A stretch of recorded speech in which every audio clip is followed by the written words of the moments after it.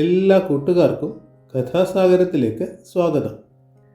ഇന്ന് നമ്മൾ പറയുന്നത് ലബ്ധപ്രണാശത്തിലെ 4ാമത്തെ കഥയാണ്.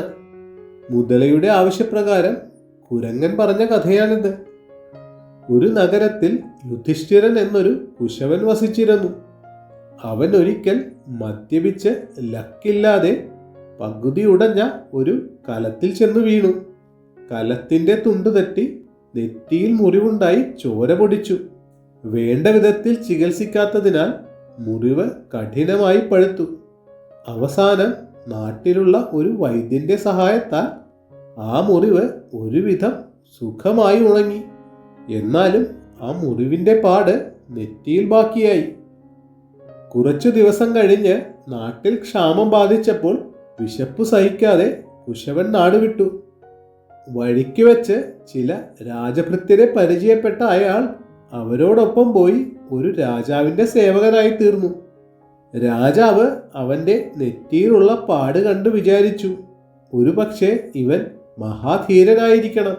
ശത്രുക്കളോട് നേരിട്ടു നിന്ന് പടവെട്ടിയതിൻ്റെ ഫലമായിരിക്കുമല്ലോ നെറ്റിയിലെ ഈ പാട്. രാജാവ് അവനെ സാമന്തന്മാരുടെയും രാജപുത്രന്മാരുടെയും നടുവിൽ മാനിച്ചിരുത്തി. അതുകൊണ്ട് എല്ലാവർക്കും അസൂയയായി. രാജാവിനെ പേടിച്ച് ആരും ഒന്നും പറഞ്ഞില്ലെന്നു മാത്രം.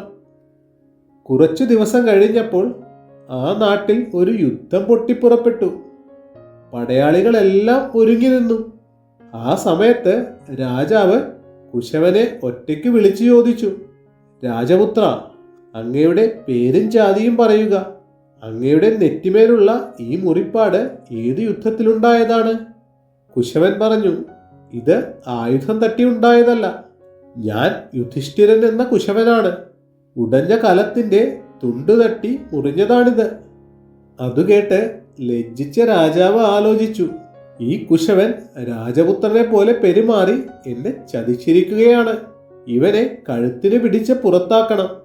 ആ സമയം കുശവൻ പറഞ്ഞു, അങ്ങ് ഒന്നുകൊണ്ടും പേടിക്കേണ്ട. യുദ്ധത്തിൽ എൻ്റെ കൈക്കരുത്ത് കണ്ടുകൊള്ളുക.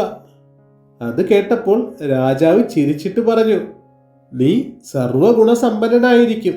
പക്ഷേ യുദ്ധം ചെയ്യുക എന്നത് നീ ജനിച്ച കുലത്തിന് പറഞ്ഞിട്ടുള്ളതല്ല.